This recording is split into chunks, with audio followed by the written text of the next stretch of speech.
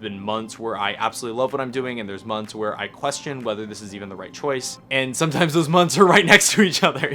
Hello everyone, and welcome back to the channel. Today, I wanted to talk about the dark side of being a freelancer. So, I've been a freelance filmmaker and web designer now since I graduated college. It's been the way I've made between 40 and 60% of my income for the past 2.5 years. So, back in 2022, I graduated from Denison University. I had a degree in cinema, so film production, and I knew that I wanted to be a filmmaker, and I also wanted to work outside of the traditional Hollywood system. I wasn't interested in going out to LA and kind of doing that whole thing. I wanted to do things independently. I have been looking at the trends when it comes to the way that technology is changing and the way that marketing is changing, and it really seems like there are more and more opportunities to create films, to create projects, to create media outside of sort of the traditional Hollywood system. Hey everybody, I'm Mishak Nally. This is the premiere of our first ever film, I'll See You on Thanksgiving. So I decided to move back home to the Midwest, where I was going to pursue a career working as a freelance filmmaker. After a couple of months, I started to realize this was going to be a lot more complicated than I thought. I don't want to pretend that my experience was like anyone else's, and I suspect it wasn't. That if you went out there to become a freelance filmmaker or a freelance web designer, that the situation is going to look totally different, right? The environment that you're in, the people you have connections to, the way that the world looks is going to be different from you to me. I do want to share some of the kind of larger lessons that I've learned and things that I wish I could have communicated to myself earlier on. You don't answer to anyone. I think that's often part of the appeal. It was for me that like, I didn't want to have a boss. I didn't want to have somebody like barking down my neck telling me what to do. And so there's the plus side of that, which is like, okay, no one's going to tell me what to do.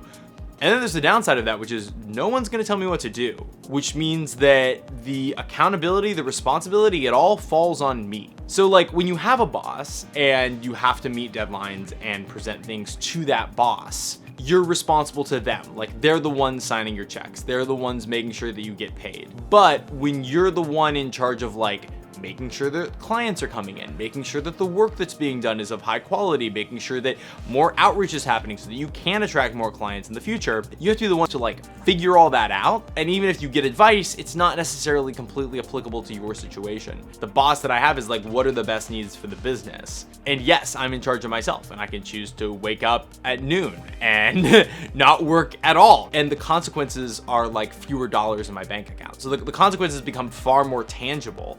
It's not sort of this amorphous thing of like, oh no, like my boss is going to be upset with me. It's like, no, there is no boss. There's no emotion in it.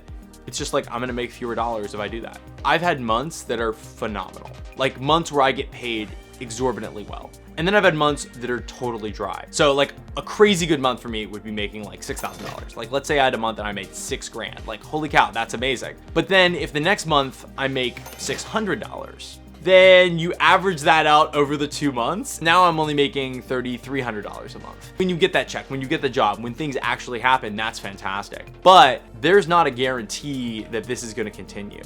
Being freelance, like creating your own business, yes, you have the opportunity to make a lot of money. And there will be times, there'll be months where you greatly outpace people who are working for someone. I can make 2 or 3 times what somebody else might make working for a more normal company. But there also will be months where they greatly outpace me.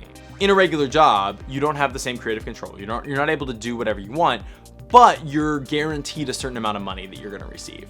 Whereas when you're doing freelance, you're not guaranteed that certain amount of money, but you have way more control. There's a lot of rejection. Some of it is very quiet rejection, which is like I sent out a bunch of cold emails and most people didn't reply. Some of it is a little bit louder rejection. I've made cold calls in the past where I've just like sat on the phone all morning and like called local businesses and realtors and tried to set up opportunities to, make more videos and just received absolute rejection. And it kind of hurts your soul a little bit. And over time, you grow more resilient to rejection and you sort of understand what the percentage rates are that you're going to actually be receiving responses. If I send out 100 cold emails, maybe my expected response rate is like 2%. So out of those 100, I expect 2 people to respond back. And out of those, I expect a smaller percent to actually want to work with me.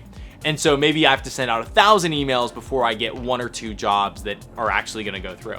I'm making up those numbers, but those aren't entirely unreasonable. People like to work with those that they know, like, and trust. If you don't know someone, they can't like and trust you because they don't know you to start with, right? So that's like the first prerequisite. So if you're just reaching out to people randomly, they're probably not going to want to work with you. As someone who runs a business, I also get reach outs. Like I get reach outs from other people wanting to work with me. And I can tell you, like, the number of emails I've gotten trying to optimize the SEO on my website, or someone that's just like offering me this deal to like put a movie in a film festival, all feels very sketchy. And I think in the world today, especially online, where everyone is bombarded with lots and lots of information and lots of opportunities all the time, and most of them feel like a scam or a phishing scheme, we've all grown very wary of like the cold reach out and people actually approaching us. The way that I've found that businesses actually happen is usually through referrals, through, oh, I made this thing for this person, they really liked it, they recommended their friend, okay, this person, I'm gonna make something for them. I worked for the League of Women's Voters,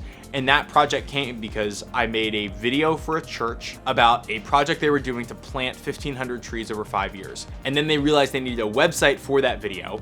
And so they asked if I did websites, and I said, yeah, I do websites. And so I ended up designing the website for that. And then one of the people that worked on that team, like what was part of kind of the church team, worked for the local like Licking County, Ohio League of Women's Voters. And so they brought me to help their Licking County League of Women's Voters site.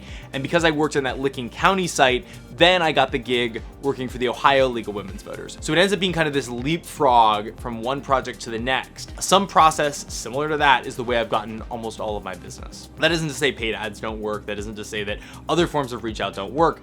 But when you're just getting started and you have no name for yourself, you have no brand for yourself, you need people who know, like, and trust you, that want to work with you. And then if you can provide them with good quality work, then they're going to refer you to other people, and you can kind of grow out that circle. But initially it is a lot of rejection, and there's a lot of people telling you no, and it's not because they don't like you or because they think you're bad. It's just like, I don't trust this person because I just don't know them, which is very reasonable because I wouldn't trust me either if I didn't know me. I'm sure I've gotten reach outs from people like me and I've like not replied or just deleted the emails. So if you're thinking about becoming a freelancer, if you're thinking about kind of taking this approach, I think that there's a lot of really incredible things that can come from being a freelancer. But I think thinking about how you want your life to be designed is a key, because it's really easy when you have a more traditional job to be like, I just don't want to have a boss. And that's great, like that's fine. And obviously, like being a freelancer, you don't have a boss, but what is it that you really don't want? Do you not want someone who micromanages you? Are you looking just to have more freedom? Do you actually want to be the one going out and getting projects and getting clients and growing your business? Being a freelancer is kind of doing it all and dipping your toes at a number of different arenas, whereas having a job usually is a little bit more dialed in and specific. And so I've found a lot of fulfillment in the work that I've done, and I've also found a lot of frustration. And there's been months where I absolutely love what I'm doing, and there's months where I question whether this is even the right choice. And sometimes those months are right next to each other. So it's a very up and down kind of path. So I hope that some of you out there got some value out of this video. If you're thinking about starting your own business, if you're thinking about becoming a freelancer, try it. There's so many things in life that we feel like they're these one-way doors that like, I gotta pass through this and I can never go back. But like, you can always go back. You can always shut the freelancing business down. You can always get another job. Like there's always options. It doesn't hurt to try. Good luck to those of you out there. I hope this video was helpful for some of you, and I'll see you next time. Bye everybody.